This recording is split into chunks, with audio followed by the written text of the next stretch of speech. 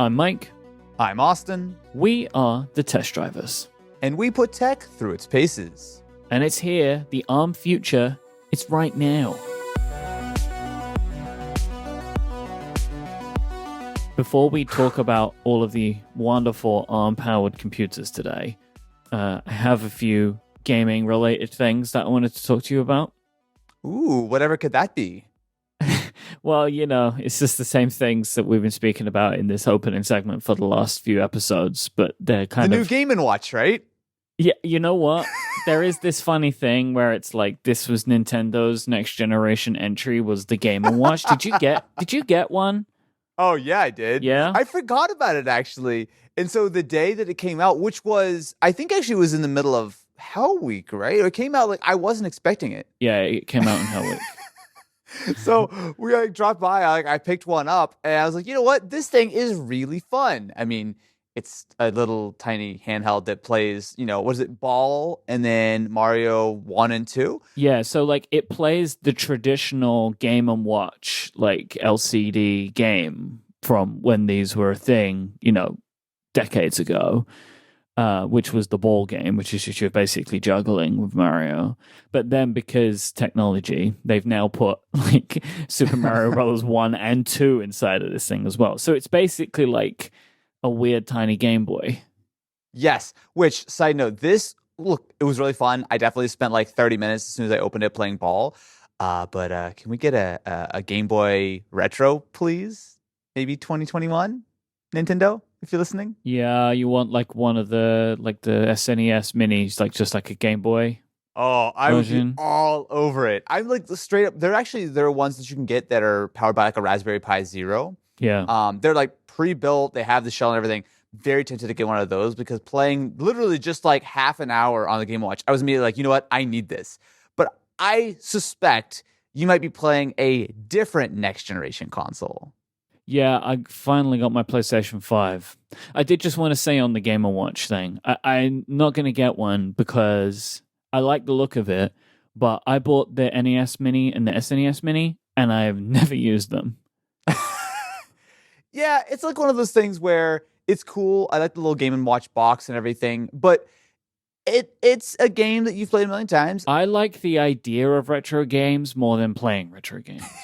Which I think I've said on this show before is like, I know that backwards compatibility on consoles is important to people, but I never want to play old games. Like, I just want to play new games. You need Call of Duty 35 every year. It's kind of all, I'm about. Have you played the new Call of Duty game? I have not. I've heard it's good, though. I've heard it's good as well, so I've been intrigued to pick it up for my fancy PlayStation 5. I'm not going to say anything you haven't already heard, but one thing which is good is my plan worked. The PlayStation 5 can be hidden behind my TV, so really? I know I don't see it. So super happy about that. Look, I like the design of the PlayStation 5. The PlayStation 5's design does not fit in my living room, right? Like the way it looks, it makes it like a thing that everyone would just pay attention to it, and that's not particularly what I want. It fits. I think it fits differently in different places, but does not fit very well in my living room. It would look great in my studio, I think, but not in my living room. But I'm happy because I got to hide it, and it's great. It's still noisier than I would like. I don't know if that's because I got the disc version. I mean, it's not noisy all the time. But sometimes it loves to really kick up a sound. I think it's mostly related to the disc. Like maybe I should just take the disc out because I have Spider-Man in there. Right. Interesting. So it's like spins up at certain points and just does its thing. It's mostly when I turn it on. So I don't know if that's probably related to it. But like, look, the controller is it. The controller, the DualSense controller is next gen gaming. Everything else is just like whatever to me. Honestly, it's just like. Yeah, they look great, but every console looks great. Every new console looks better than what it replaced. And 4K looks fantastic and 120 frames is fantastic, but none of the games are really taking full advantage of this technology yet. It annoys me that I have to choose. Do I want good frame rate or good graphics? I find that really annoying. I want all of it, right? Just give me all of it. So all that stuff's going to shake out, and this is really normal because as well, all of the games that are out right now are also made for the PlayStation 4 and for the Xbox One X. So they're not what they could be. And I expect if in the next year or two, we'll start seeing some of those games. Like there are games that were developed with these consoles in mind. And I look forward to seeing those. But stuff I've played so far, obviously I've played some Astro's Playroom, which you kind of have to. It's the demo for the controller. Like when I talk about how great the controller is, it's coming from that game. Other games do a decent job with it, but Astro's Playroom shows you what's truly capable. So I've also played a bunch of Spider-Man and Dirt 5, and both of those games use the adaptive triggers, but only kinda. Yeah, it's fine. It's like it's better, but it's not Astro's level. And again, it's just like these games were not developed with this technology in mind, and like neither have the developers, I'm sure, fully understood how to take advantage of it. No one knew this better than Sony, right? Like, and I'm sure that a lot of it was kept to the chest, even with the like second party, third party developers that they work with.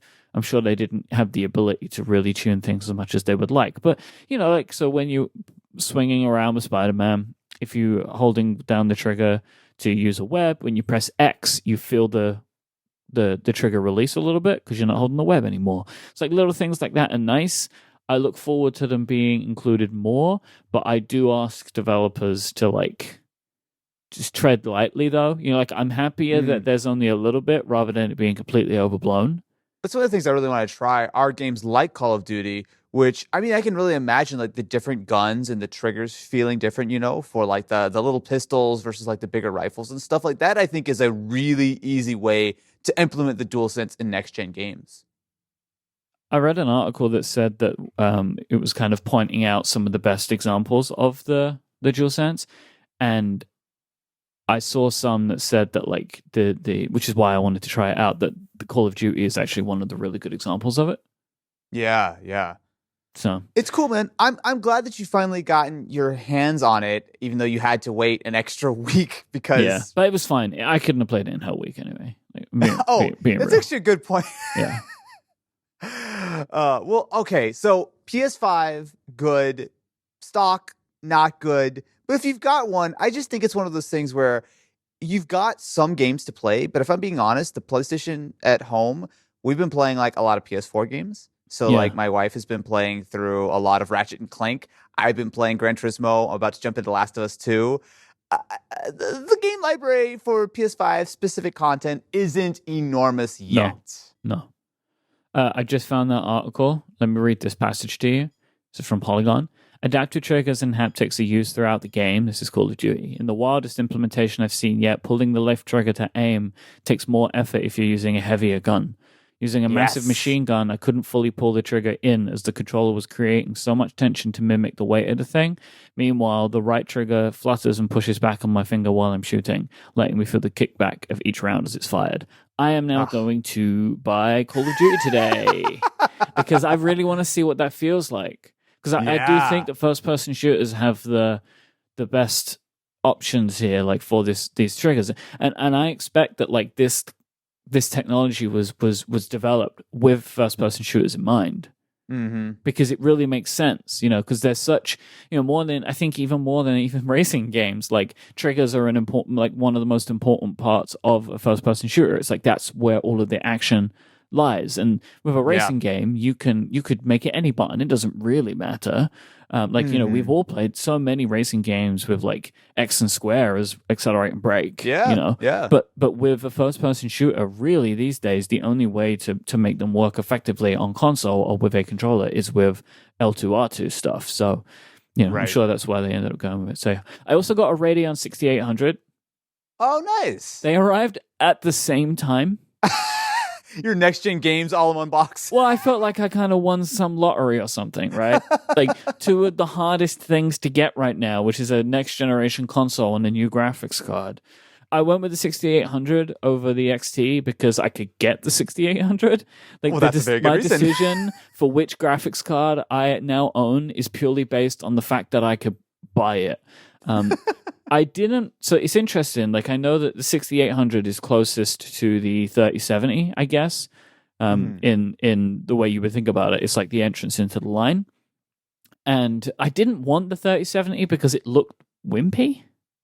I know this sounds so stupid, but like Yeah. the because I wanted to get the ones that came from like with the reference designs, right? Right. And the 6800 looks like the 6800 XT basically, Yeah. but the 3070 looks like a baby brother version of the 3080. It's a lot smaller. And with the type of PC that I want to build, like it's gonna be a part of the overall visuals, and kind of the 3070 just didn't look right to me. I know this sounds super stupid, but you know that's just how it felt. Like I'm a man of aesthetics, I guess. But yeah, the 3070 just like I don't really know why Nvidia made the 3080 and the 3090 look so kind of beefy, but the 3070 with its size and the fan placement, I don't know what it is about it, but it just doesn't look right to me. So now that you're getting your hands on PC parts, is it time for the Myke PC build special Oh where yeah. you custom do the entire like have you given actually much thought to what your system looks like, the size, the rest of the components? Well, it's definitely been made worse by the video that you put up because What? you have No. built the type of PC that I want from aesthetics. Like I want an on the desk small form factor PC. Like that's what I've been looking for. So like what is that size? Is that M80X? Yes. So I recently built a new personal gaming rig, actually for the first time in several years. I pretty much started from scratch. And I built inside a Corsair 280X. So the thing is, I wanted to get something which was, micro ATX, so something a little bit more of like a middle ground, because I know that there are some ATX chassis that are very, very compact, but I wanted to build in the 280X, specifically the white colorway, which I've always just liked the look of. Like it. It looks so good. It's good. I mean, look, the 280X has its fair share of issues as a case. The airflow is pretty much garbage town because you've got glass everywhere. So there's no clean like intake or whatever. I've got a 240 radiator in it right now. But there's definitely a lot of optimization I want to do. One of those glass panels is probably just going to be removed permanently once I kind of get it fully set up. I mean, I would say even like looking at it, that top panel, Yes. just get it out of there. Yep, that's the plan. Because it's like, it's a great case. So if you haven't seen the 280X, I did a whole video on it. But essentially, it's a micro ATX chassis. So it's a fair bit smaller than most systems. But importantly, because it's MATX, you still have 4 PCI slots. That was important to me because not only do these new cards take up a ton of space, right? I mean, the 6800 XT I've got inside already takes up like 2.5 slots anyway. But I also want the ability to install additional things, such as a 4K capture card, potentially even like another like 10 gig NIC or something. So I like the sort of the middle ground of it. For my next build, or maybe even for your next build, based on what you want to go, there are, like I said, some ATX chassis which are very compact. But the thing is, because so many of these new components, like the CPUs need like, radiators and whatnot, but specifically these graphics cards are just so large, you do kind of have some problems trying to build a very small form factor system and have the next gen graphics all in one.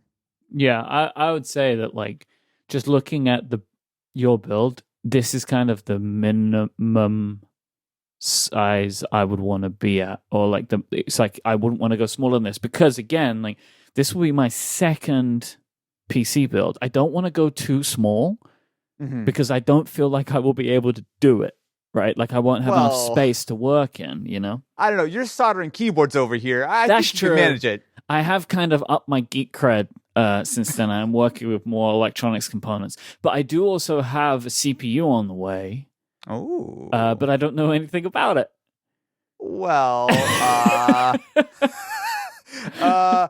it might be a Ryzen 9 5900X if I knew a thing or two about it. I don't know. I have a kind benefactor who is helping me get a new Ryzen CPU, which I'm super into, right? Like I said this in the show, like I wanted to build an all AMD system because I'm kind of excited about what they're doing right now. And so as well, like I've watched the benchmarks of the 6800. Like I know that maybe it's not like as knockout as some of the NVIDIA stuff in some circumstances.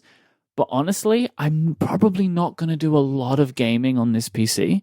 Like, it's going to be mostly for me a content creation PC, like for Twitch streaming.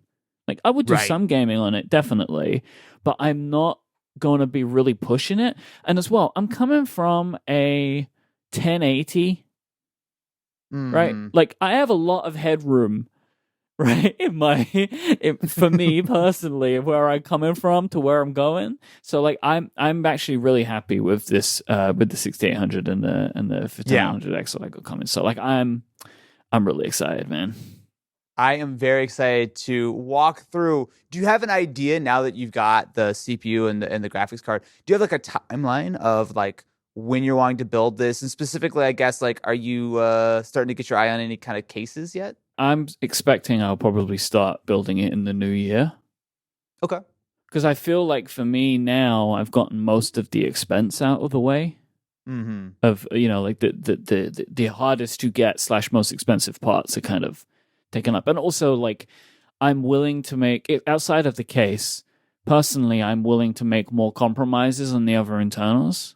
You know, like, if I can't get X RAM, you know, I might get Y, right? And I'm fine with that more than I would be with the processor and with the graphics card, because I had my kind of my heart set on what I wanted there. But I think I'm very likely to go for the case that you have got, because I've been looking at small form factor cases, and one of my big problems is like having to work out which motherboards to get. Like, I know I can do it, like I can sit down and work it out, but I've also been looking around that, like, who can help me. And like, you have already created the video which gives me exactly what I need, you know, like, to build from. So I'm very likely going to emulate your PC build. Ooh, very exciting. I think for your build, I'm really excited to see where you go with the aesthetics of it, right? Because for mine, I went with all white on white on white with a little bit of black accents. Yeah, I think I'm going to be way more like rainbow RGB garbage than you, for sure. I like the white case. I do like the white case. But everything else going on inside, like, we're talking big time RGB. Rainbow Town, let's go. This episode of The Test Drivers is brought to you by the Intrazone by Microsoft SharePoint. The Intrazone is a podcast. I love podcasts. You love podcasts too. Finding new shows is a great way to expand the stuff that you know about, the stuff that you learn about, and also to find something entertaining. If you're looking for something new, The Intrazone is a bi-weekly podcast of conversations and interviews on how Microsoft SharePoint, OneDrive, and related technology can work for you and maybe your business. You'll hear from guest experts behind the scenes and out in the field, so you can see how SharePoint fits into your everyday work life to easily share and manage content, knowledge, and applications. Every episode covers a bunch of segments like news and announcements, a focus topic of the week, guest perspectives, FAQs, and upcoming events as well. So you just so you have an idea of what to expect. Some of the stuff that I found on previous episodes are conversations about working from home, figuring out intelligent intranet solutions for your organization, and also APIs and teamworks and how they can work for you and the people you work with. Personally, I love that the show features a ton of conversations that focus on the current challenges of working through the COVID-19 pandemic. Work is changing, and I like that this show helps contextualize the challenges that we're all facing right now and the opportunities with more distributed working, looking at better ways to make us all work together. Go and listen to it right now. Just search for The Intrazone wherever you get your podcasts. That's INTRAZONE, or just click the link in the show notes. Go check it out. Our thanks to The Intrazone by Microsoft SharePoint for their support of this show and all of Relay FM. You know, this discussion about ARM computers, we're going to talk about ARM Macs now. This kind of thing is what makes me so excited that we started this show now. Yeah. Because we really started at a time where a lot about consumer technology is changing, and I don't think we knew it. It was such, like, you're right, like, especially in hindsight, because we've talked about this show for a while, right? And so when we started, obviously we started like literally the day that the Z Flip got announced, right? Which I think has been 80% of the show up until this point throughout the year. But you're right, between folding phones becoming an actual legitimate option this year and the transition of the Mac over to Apple Silicon and ARM, and obviously some of the larger trends of, the consoles this year, the explosion of the high end of the PC gaming space. I mean, it does feel like we kind of struck gold and like, hey, look at all the things we have to talk about every week. Yeah, and it's like, I know that people might find this kind of thing to be a little sappy, but I'm like so astounded by the fact that all of these technology companies were able to release their products this year. Oh my God, yeah. Like, I'm so thankful for it because it's important for my work, but also like it's the stuff that I love. And I genuinely cannot work out how they all managed to make it work, because every large technology company has had a major release this year, and I don't know how they did it. Right? Like, Yeah. with the disruption that everybody's faced to their working lives, it's just wild to me that not only do we have this stuff, but 2020 has been a year where in these areas there have been major leaps, more than usual years. And I genuinely think the biggest one is the new M1 Max. It's big, man. This is a leap unlike I think many I've seen in my like 15 years of paying attention to this stuff. Not that old, I say 20. I'm about to say, like, wow, all right, let's go. Like, really, I mean, I'm gonna be honest with you, Austin, it's getting close to 20, closer than I would like to admit, because I kind of started really focusing on technology when I was like 15, and I'm going to be 33 next year, so I'm getting there. I'm getting there. The test drivers, the old man podcast, old technology, man. But like, my first Mac was the first Intel Mac. Wow. So you've had the whole transition. I had the whole Intel period has been my kind of time with the Macintosh, and and seeing what they have. So I have memories. I have fond memories of the Intel Macs and the way that Apple had the transition in. But I feel like they've already done better with their first products than they did in the first year of the original Intel transition. Yeah. Everything is so incredible. So look, you've seen the videos, you've seen the benchmarks. These things are faster than any Mac in their class. They're faster than Macs outside of their class. And they're also faster than pretty much anything else in the industry in their class, right? Mm-hmm. Is that fair absolutely. to say? Yes. Yeah. So to set, I guess, the context. So you have you got a 13-inch Pro? Yeah, I got the MacBook Pro, yeah. Okay. So I have spent the last week and a half or so on the base model MacBook Air. Made an entire video on it. I edited the entire video on it. When you said the base model, yeah, because I watched your video, is you using the 7-core GPU version then? 7-core GPU, right. 8 gigs of RAM, 256 gig SSD. Yeah, wow. Completely base, right off the shelf. Yep. So I have since, over the last few days, switched over to the 13-inch Pro as soon as I finished the video. But I think it's hard to understate how rarely this kind of thing happens, right? I mean, I think your example of like the last time that they transitioned from PowerPC to Intel back in like 2006, 2007, something like that. Mm-hmm. It's crazy to think that even then, which that was a huge leap forward, right? I mean, at that time, it was very clear that Intel was the way forward. PowerPC had kind of run its course. They made that transition. This time, it's almost a similar kind of thing, but I feel like it's been executed in a much better way because I, to be fair, was not on the Mac back then, but I know that the transition was fine, but the performance wasn't quite as completely groundbreaking. And of course, they were switching to Intel chips, which were already being used throughout the PC space, right? So there was no major advantage. It was really... Yeah, there wasn't a surprise. There was a surprise to Mac users. It's like, oh, your computer runs way faster now. Mm-hmm. But they didn't take the industry by surprise, which I think they caught up. They have done. Yes.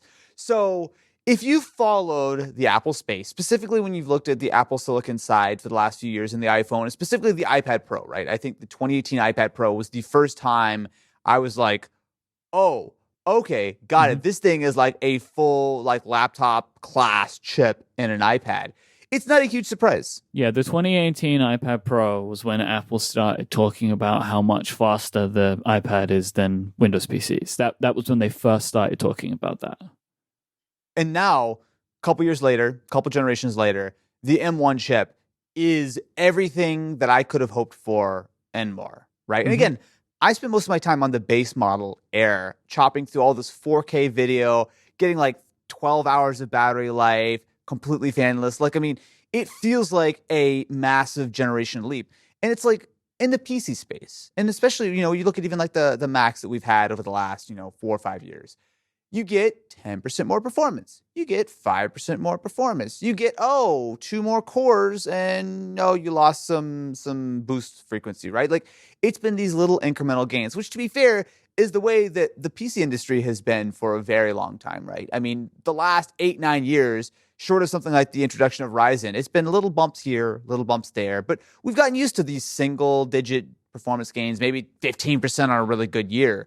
But now, with the flip of a switch, now we've got 2 times the performance, 3 times the performance, 4 times the performance of these Macs, which is crazy town, right? These are not just powerful laptops or powerful computers. Like, these are like some of the most powerful computers, period. Specifically when you look at things like the single-threaded score, like those Firestorm big CPU cores inside these M1 chips are right up there with like a 5 gigahertz Zen 3 out of an $800 Ryzen processor on a single-threaded basis, right? I mean, sure, that has more cores, and there's still some advantages there. But when you look at the core-per-core basis, it is incredible how far these M1 Macs have come. And that Ryzen, you're throwing like 50 watts at like 1 core. It's just like ridiculous stuff. Whereas these M1 chips, the entire MacBook will be pulling like a quarter of that kind of performance, or that specifically that power to hit the performance. And, it's just worth noting that, like, to compare, like, to find a comparison in power, you are going way outside of the class of these laptops. Oh, yeah. Like, it's not even... Like, I know that it annoyed people when Apple were doing their charts and saying 98% of laptop get, like, Windows PCs and all that kind of stuff. But now that you see it, you can see what they were saying, right? Yeah. But, like, yeah, there were products, but the products in the market, the computers people buy, they are faster than pretty much all of them. Yeah. So for, I would expect cheaper because, which is a funny thing for them, really. Like, but if you're going head to head on performance, it's going to start to get expensive, I think.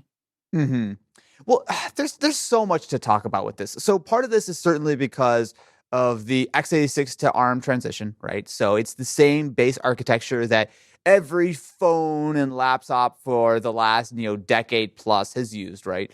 And when you look at the performance of the iPhone, it's clear that there's very little that you can do on an iPhone that actually really taxes the processor inside. Like, I mean, they've come so far, and it's funny to see that, yes, the M1 is a improved version, but it's not that different than what's in your phone. And like, we've gotten to the point where you see these huge performance leaps every year on the phone, and you go, oh yeah, it's Twitter's a little bit faster, whatever. But then you unleash it with a full desktop OS. You throw things like Logic, like Final Cut, like Premiere, like you throw these huge desktop class applications at it, and you realize that the chip team at Apple has been so far ahead that now they finally get to really flex on, hey, look, we've really built some crazy, crazy stuff here.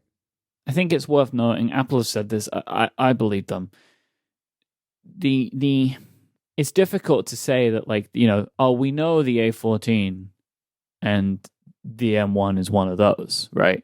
I really don't think that's the case. Like, Apple have a way of making their chips, and you see the common lines between them, like the amount of cores, the split between high performance and efficiency cores and all that kind of stuff, right? You see that, we have this amount of cores in the machine learning processor, all of that kind of stuff. And I think because there's just share similarities in the way the chips are made, that people are kind of brushing it off as saying, like, it's a souped up A14. Like, I really don't think that's the case. Like, this is just the way that Apple builds their chips. And I think that it is, I mean, we can look back on this claim now, but I think that it is foolish to assume that the Mac chips will always have this link that you can draw to the iPhone and iPad chips. Because once we start getting towards Mac Pro, it's going to look different. That's how I feel. So it's interesting because if you look at Apple as a chip manufacturer, right, as a CPU, as an SoC sort of company, there are interesting parallels because you look at someone like Intel or AMD. They specifically on the AMD side, right? They make the Zen core, right? That is the CPU core they put in all the Ryzen products, Threadripper, the Epic server stuff. That's one core that they build that can go down as low as a few watts to fit inside a thin and light laptop, all the way up to hundreds and hundreds of watts for the entire chip in something like a 64-core Epic server that's chugging away inside some data center for, years and years at a time. But they designed these sort of CPU cores to be able to scale all the way down and all the way up, right? So you have this huge thing. With any silicon, with any CPU, there's sort of a power curve, right? Where you might get 80% of the performance at 30% of the power. But as you start to sort of hit that peak power, you really, really crank up the actual consumption of it, right? So to get that extra little bit of performance, that extra, 20% clock speed or whatever, you have to turn it up. And what we haven't seen yet is what Apple will do when they hit that part of the curve. Yeah. So from all the benchmarks and all the data that we have at the moment, the M1 Max chips are similar in a lot of ways to the A14 as far as their power consumption and how far they've pushed it. So it seems like they clock between 3 and 3.2 gigahertz, which is only a slight bit faster than the A14. Now, mind you, the A14 inside the phones has a cut down configuration across the board. So it has all those same building blocks, but it just has fewer of them, fewer CPU cores, fewer GPU cores, and of course, less TDP to work with.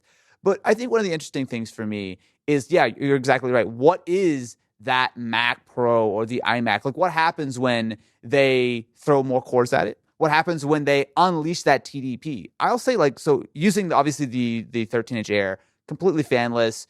It'll throttle it a little bit, but the performance difference isn't massive between that and the 13-inch Pro. No, it's not. I was exporting the video that went up talking about the MacBooks. I actually exported it both on both systems just to kind of see how it would be. The 13 was faster, but even with that sitting at 100% CPU usage and cranking as hard as it could, the fan was barely spinning. I had to put my ear up to it to even hear it on, which to me makes me think that both those chips, while yes, the MacBook Pro has a little bit more performance, and I assume it would be the same for the Mac Mini, they're not pushing these chips as hard as they potentially could be. No. And you imagine that once they get to that higher level of performance, when they're really throwing in these, quote unquote, pro machines, there are a lot of different ways that they could go with not only more cores, but throwing more voltage and just higher clock speeds and really pushing them over the top. I'm really curious to see how that all shakes out. Yeah, I mean, that base level MacBook Pro for a while has just been, this is the MacBook Air, but with some additional features. And yep. And that, there is a reason that there are still 13-inch MacBook Pros running on Intel chips, because there is a second shoe to drop with other professional laptops and probably the iMacs, which will have some kind of changes in the architecture to unlock additional power, additional capability. So, it's not surprising to me that these two machines run very similarly on the same chips. You get the MacBook Pro if you want the touch bar and a longer battery. Yeah. They're the differences. Yeah. Yep. I totally agree. I will say there are a few things that have jumped out in my time with it. So the graphics are also, I think, something which kind of gets overlooked, but is also a pretty major step forward, right? So I was playing Fortnite, which is a game which, to be fair, is not remotely optimized for M1 whatsoever. Running under Rosetta, hasn't been updated in, I don't know, who knows how many months. I'm assuming it is somewhat optimized for Apple's Metal API. It is, yes. And I think that's the main key. That's why it can run. So I spoke to Apple about this exact thing. Oh, nice. And they told me that the way that Rosetta works is different. You're not emulating, it's translating. And if a developer is using a native API, a native part of the platform, they will benefit from the M1 optimized version of that. So if you're using Metal, you're using Metal on the M1. It's not translating from M1 on Intel. Does that make sense? Right. Sorry, from Metal on Intel. It's just using what's native to the platform now. Absolutely. And I mean, no, that does make sense. That's one of the advantages because when you look at the way that graphics APIs work compared to, sort of more, I don't want to say down to bare metal, but the way that CPU code is written is just generally different, right? Like graphics code is always kind of abstracted a little bit one higher level. So it does make sense that there's a little bit more of that portability. But even aside with the translation or anything that they have to do to get something like that working, which again is nothing because Fortnite just works right out of the box. What I was really impressed with is on that fanless MacBook Air, I was seeing like 1080p medium at like 50 to 60 FPS, right? That is something that basically no Mac short of maybe the 16-inch MacBook Pro and the iMac could do before. And I'm doing it completely unoptimized on a 13-inch fanless Air, right? Like, so there's a lot of sort of stories to the idea that these M1 chips are powerful across the board. I mean, for me, I've mostly been using this Mac for typical tasks, like, which is fine, using Safari, got Sheets and, using Twitter and Slack and Discord, that kind of stuff. But I've also been doing all of my audio editing on that machine. Ooh. And, whilst, like stuff like exporting the project, it's fast. It's faster than any laptop I've used before, but it's not as fast as my iMac Pro. But there are some audio tasks, like encoding the file, like the final WAV file to MP3, where it's neck and neck with my 8-core Xeon iMac Pro with 32 gigabytes of RAM. And Logic, so the audio editing tool that I make, that Apple create, runs smoother on this Mac than I've had it run on any Mac I've ever used. That's awesome. Like zooming in, zooming out, panning around the project, making edits, like dragging hundreds of clips across a timeline. All of that stuff runs so much smoother on this Mac than any Mac I've used in years. It's very impressive. Yeah, no, I will completely back that up on the Final Cut side, right? So one of the things we've been doing this year is we've switched over a lot of our footage to the Sony A7S Mark III. Phenomenal camera in many ways, but it shoots in H.265, a very, very difficult codec to work with. Specifically, it's 10-bit 422. Like it makes most of our systems pretty much incapable of editing, right? So you look at, we have like 15-inch MacBooks around. We straight up cannot edit that without transcoding or using proxies. On my 16-inch, like maxed out MacBook Pro, I can kind of work with it, but as soon as I put any kind of effect on it or really do any kind of more elaborate edit, it quickly falls apart and the fans are screaming at 100%. It's maxing it out. On the M1 MacBook Air, it cuts like butter. Now, in many ways, I will say that I don't want to overhype things like you were seeing with the 13-inch Pro versus the iMac Pro. It is certainly not this is a magical chip that is 50 million times better and everything is perfect. But in many ways, the Air and even the 13-inch Pro to me feel a lot like the 16-inch MacBook Pro, and that the responsiveness is faster on these M1 Macs. Like, it's clear that the CPU horsepower is very much there. The graphics, I think, are good, but especially when I throw like multiple streams of 4K footage, and I'm like working with like some ProRes stuff here, 264, 265, adding color grades. Like, it's, some of the more complicated timelines I work with, it did slow down, right? Like some of specifically like my playback kind of struggled a little bit, but honestly, it struggled in a way which was not that different than something like my 16-inch MacBook Pro would have handled. Yep. And of course, the advantage there is that I'm working on a very, very small laptop. I'm working with something which is making no noise and is giving me very similar performance. And in fact, it is better in some other ways, right? So it's like, to me, this is such a clear win right out of the box for even like pretty heavy creative work. Like, it's better than I was expecting it. And again, it's like the comparisons that we're making are for machines that are typically so much more expensive, so much more powerful. Yeah. Like the MacBook Air is not a machine for this kind of work regularly. Oh, absolutely. I would never edit a 4K video on a MacBook Air, right? Like, I used to use an Air back in like 2012, 2013, but my workworkflow was very different, much less taxing. It's super possible. You can do it. People can do it. But if you're doing it for a living and you're doing it regularly, these things can get very difficult to handle. Yes. But the point is, it's not anymore. And like, the ultimate thing to remember here is like, Apple used that phrase. They love to use it about the hardware and software. Like their benefit is the hardware and software working together in harmony, basically. Mm-hmm. This is the result of that for a Mac. They've not had the ability to do this for the Mac ever, right? Yeah. In the way that Apple know how to do it now, where they control every piece of the stack. And that allows for them to build things and optimize things in ways that are not possible. I really loved something that Myke said in his review. I think he was just talking about them all in general, if I remember rightly, of kind of like, we can't compare these anymore to machines in their class. You can't say this only has 16 gigabytes of RAM and that means it sucks. In the same way that iPhones have so much less RAM than their counterpart phones, but they are so much smoother than all of them. Yeah. Yeah, it's like trying to compare a Tesla to a truck, right? I mean, sure, they technically do things differently, but it's not, they don't do, like, they don't get you from point A to point B in the same way at all, right? No. It's just a completely different type of thing now, and spec sheets don't work for these machines. You can't judge them on spec sheets anymore. It's going to become a more objective or subjective thing, right? Like it's going to become like, this is how it performs. I will, instead of showing you, I mean, I guess the thing that you can do is we always have benchmarks, right? And the tail is in the benchmark basically. Yeah. And look, you can see these things are just, they're in a different class. They're just doing something else. And it's very exciting and it's wild. And I expected them to be good, but they've surprised me just how good these machines are. I will say, even though I have had a very good time and I really do enjoy using these, it does feel a touch like, 1.0. I will say specifically on the software side.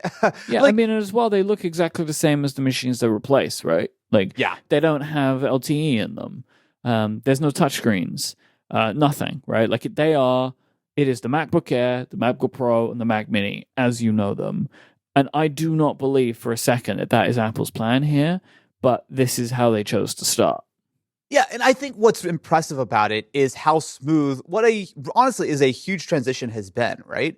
I expected that, native apps would run well, it would be good, it would feel fast, and then apps running under Rosetta would be like decent, right? And so obviously, and I will talk about it in a little bit, I've spent a lot of time recently in preparation for this on the ARM version of Windows, right? To kind of see how that side of the house has been. And that gave me an expectation that non-native apps would run poorly, right? Or like kind of barely acceptably. The thing is, unless you're paying attention, I don't think the vast majority of people would even know that you're running an app that is under Rosetta that is not optimized at all. It is that good, which is crazy to me that they were able to do something like this, such a huge transition, and make it essentially seamless. Like I could hand my grandma a MacBook Air if she knew how to use a Mac. I would hand her a MacBook Air and she would have no clue what was inside it, no clue that there were any app compatibility issues. It would just work exactly the same way. And that is a massive technical feat that they were able to pull off on day one. This episode is brought to you by Pingdom from SolarWinds. Do you have a website? Does your website have a shopping cart, registration forms, or contact us pages? If you answered yes to any of these questions, you need Pingdom, because nobody wants their critical website transactions to fail. This means a bad experience for your users and could mean lost business for you. But the good news is you can set up transaction monitoring with Pingdom. Transaction monitoring will alert you when cart, checkout forms, and login pages fail before they affect your customers and your business. Pingdom will let you know the moment any of these fail in whatever way is best for you. You can customize how you're alerted and who is alerted depending on the outage severity. Pingdom cares about your users having the smoothest site experience possible. So if disaster strikes, you're going to be the first to know.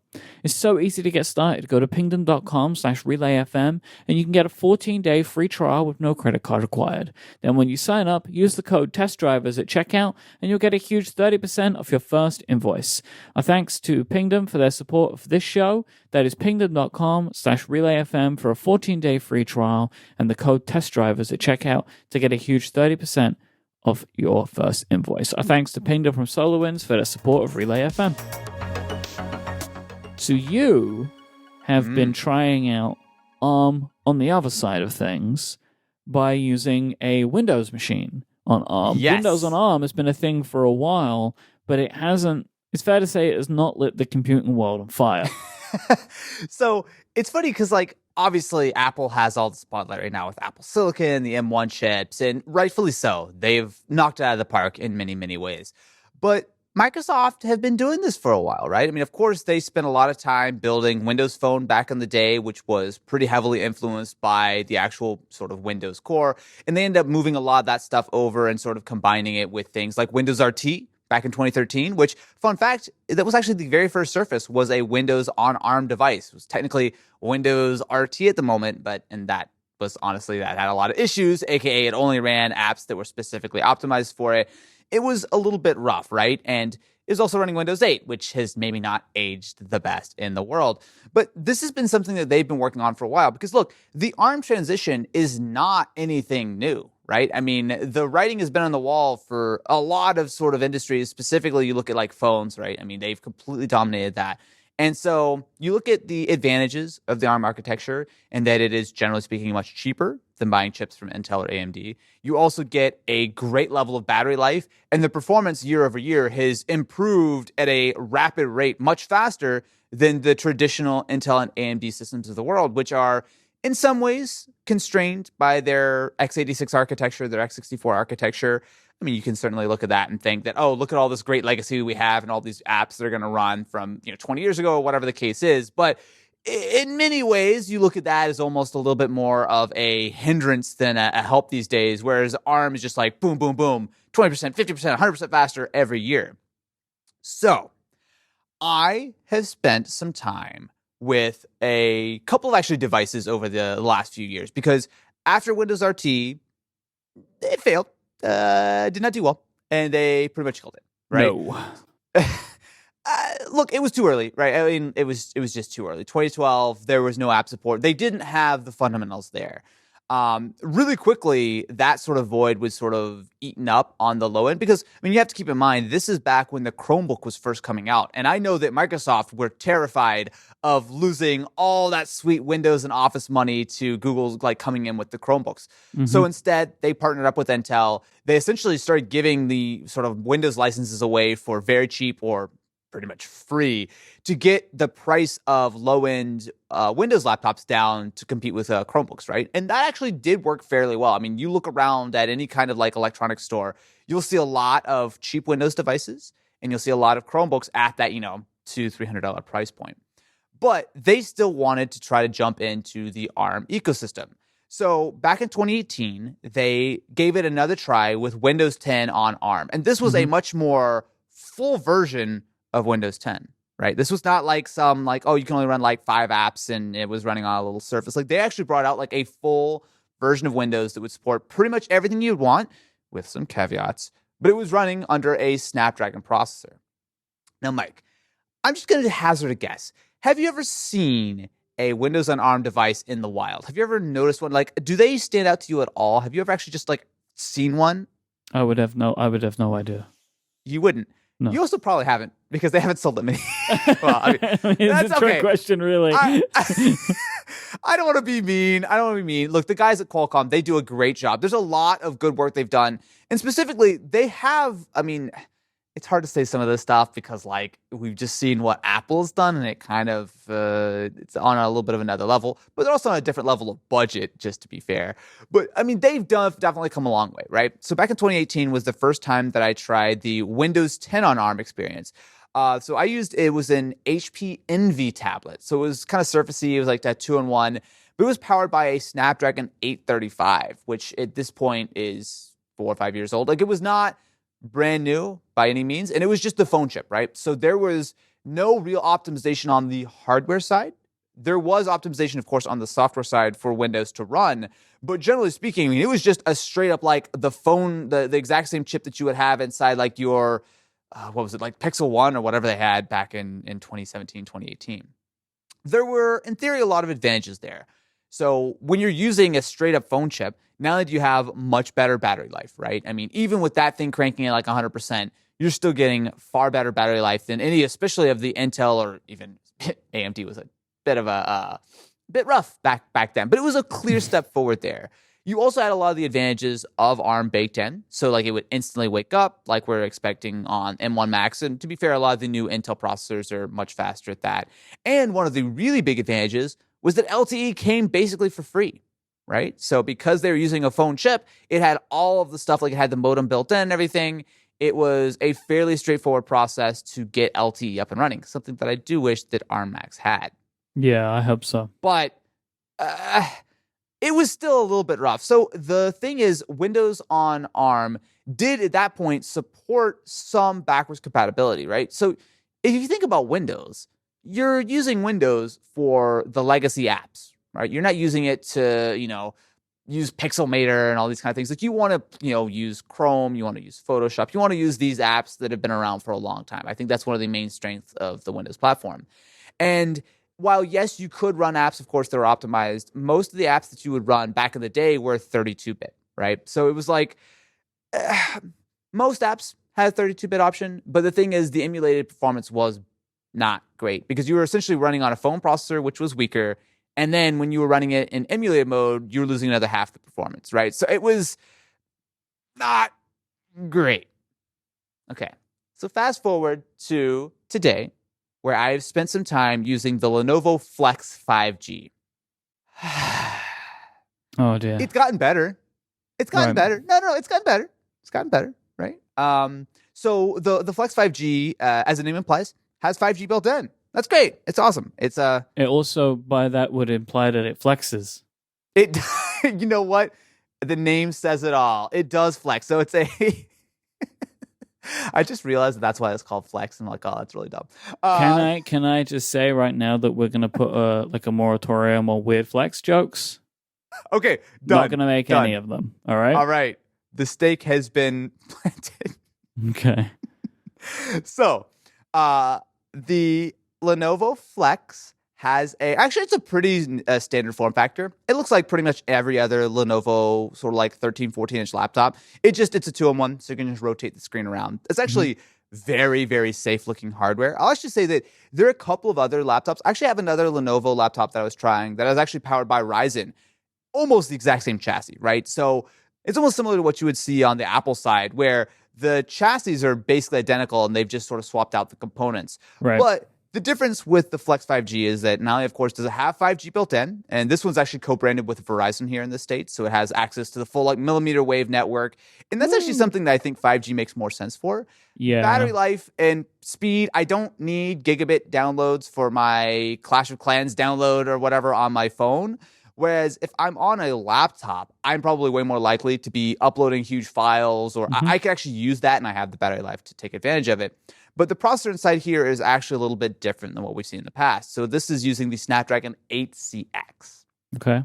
This is, again, very much built off of the Snapdragon chips that are inside of phones. But this has actually been properly optimized. So it's still fanless and it is clocked higher, but they've done some things to sort of improve the performance of it. It's similar to the chip that you would find inside the SQ1 that is inside the Surface Pro X Gen 1. Yeah, because the Surface Pro X, I don't know why it's not just called the Surface X, but the Surface Pro X is the only ARM-based Windows PC that I know about. Yeah, that makes sense because they made a big deal when they announced that, right? Yes. Like, this is like their big thing. They're essentially, in sort of the same way that they're working with like AMD on like the Surface Edition processors. It's basically it's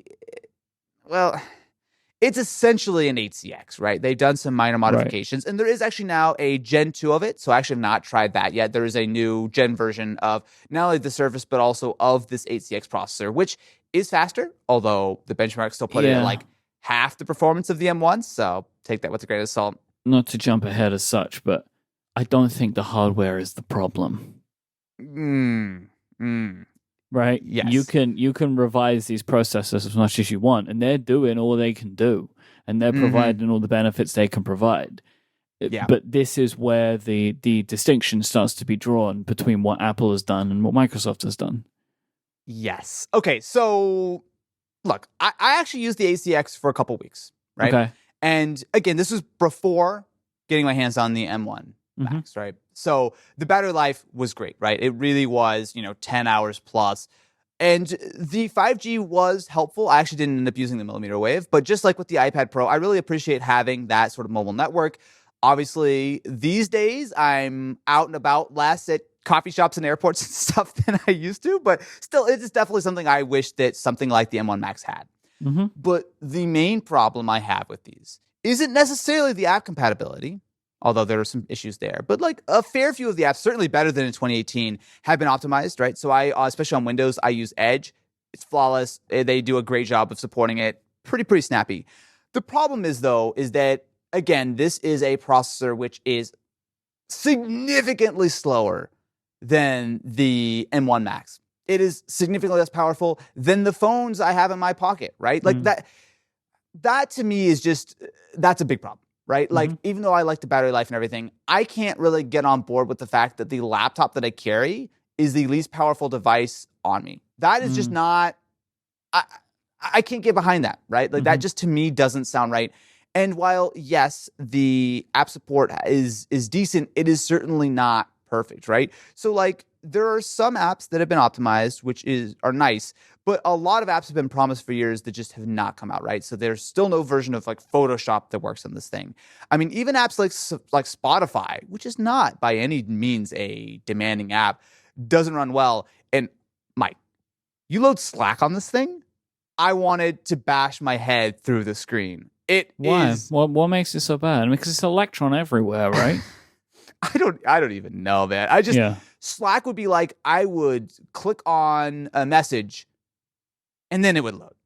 I would start typing and the actual keys would be like a second or two behind my key presses. Like it's just not good. Not good, right? And it really does show the difference between translation, which is what Apple is doing with Rosetta to basically do all the work ahead of time. And so essentially the app is running everything fairly native once you actually load it up. So sure, the first time you load up an Intel app on an M1 Mac, it might take an extra 5-10 seconds to load, but then that's it. Versus emulation, which is what they're doing on the Windows side, it just is a no-brainer. Now, I don't know if that's even possible. I am not going to pretend to understand how much work goes into emulating versus translating this code, but the performance is clearly not there. Part of that, I think, is just due to the fact that the chip is not as powerful, right? I mean, more horsepower just gives you tons more room to play with.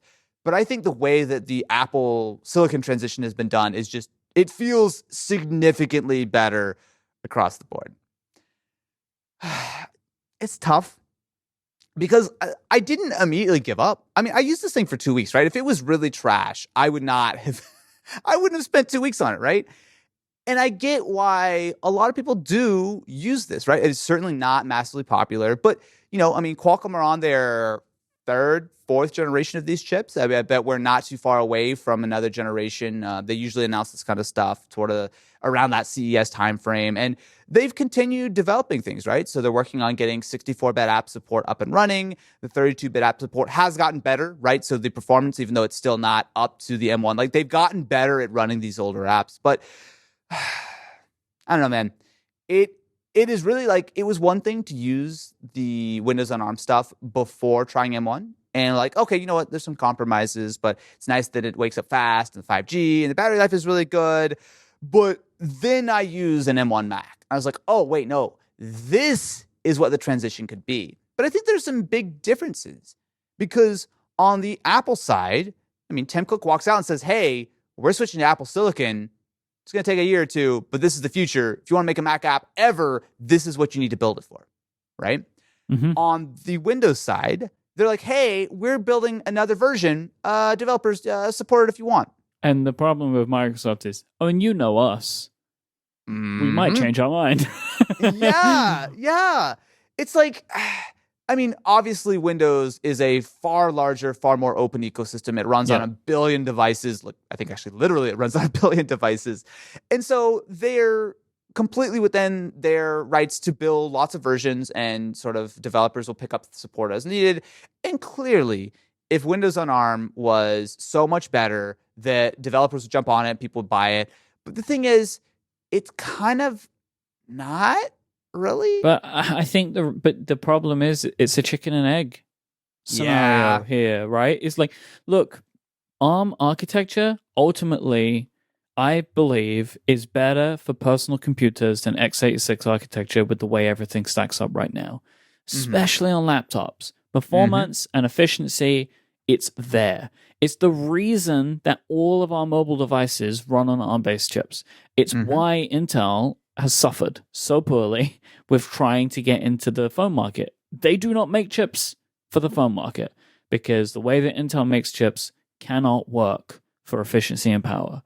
And the move of ARM into laptops and then into desktops, I think is quite clear going into the future as this is going to be a good move, but the support of the operating system and the software has to be there. Apple have nailed it with the operating system. Big Sur runs perfectly. Like, it runs perfect. You'd never know.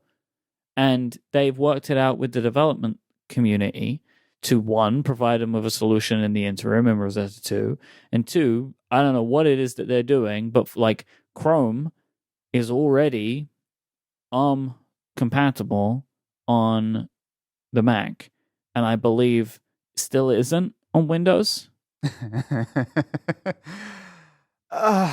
Man, it's just like, if we saw the same kind of huge performance change going to Apple Silicon on the Windows side, I think there would be a lot more excitement on all sides. Right. Okay, I see what you're saying. The problem is that while, yes, there are advantages, nothing is a knockout win. So, yes, battery life is good, but guess what? Intel and AMD, they've both actually made pretty good strides. And ultimately, while, yes, battery life is important, when you're building a laptop, you can squeeze a little bit of a bigger battery in there usually, and you can make up the difference, right? It is not like something like a phone where you're very, very constrained. You have a little bit more flexibility. Then you look at the sort of 5G support. Yes, that is nice, but it's still, I think, a little bit more of a niche thing. I don't think that's enough for people to go out. And there are certainly Intel laptops that have 4G and 5G, right? Like, it's rare, but it is a possibility. And the performance, right? The performance just isn't there, right? Even with a perfectly optimized app, you're still not getting the same level of performance of an Intel processor, and that is still not giving you the same performance of an M1 processor. So it's decent. There's certainly potential. I'm glad that they're continuing to develop it, but you can't really talk about Windows on ARM in the same breath as what they've done with the Apple Silicon and Big Sur. It's just, they're just not there. They're just not there, and I don't know how long it's going to be before they're able to catch up, because Apple has such a huge lead, and they've knocked it out of the park on so many different ways that we've really finally seen the Mac ascend to its final form, for now at least.